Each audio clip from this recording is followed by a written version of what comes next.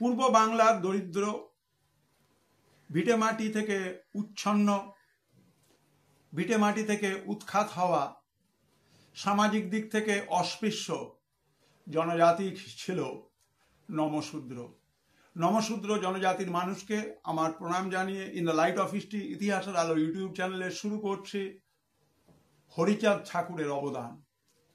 অবশ্যই বুঝতে পারছো যে মতুয়া সম্প্রদায় এবং তার সঙ্গে হরিচাঁদ গুরুচাঁদ ঠাকুরের নাম স্মরণীয়।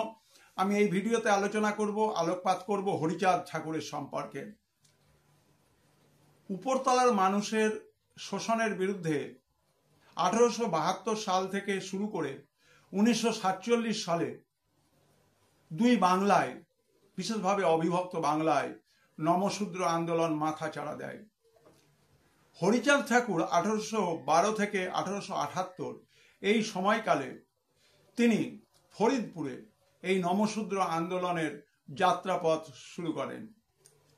তার শিষ্যদেরকে বলা হতো মতুয়া, যাদের উদ্দেশ্য ছিল আত্মসম্মান অর্জনের লক্ষ্য এবং সমাজের বুকে দাঁড়িয়ে আত্মসচেতনতা।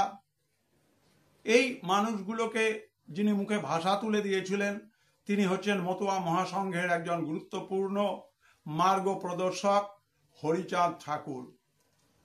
হরিচাঁদ মতুয়াদেরকে বলতেন পালন করার জন্য 12টি বিশেষ নিয়ম।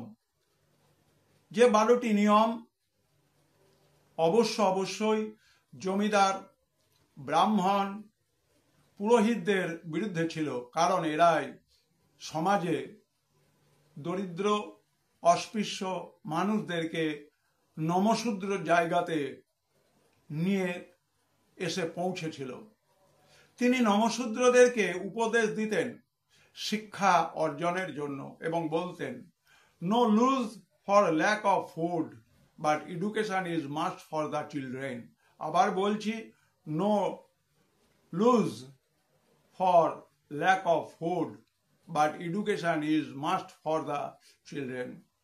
আমি আলোচনা করলাম অত্যন্ত সংক্ষেপে নমশূদ্র আন্দোলনে আমাদের হরিচাঁদ ঠাকুরের প্রারম্ভিক যে ভূমিকা, সেই হরিচাঁদ ঠাকুরকে in the light off history ইতিহাসের আলো ইউটিউব চ্যানেলের পক্ষ থেকে আমি আমার শ্রদ্ধা জ্ঞাপন করছি।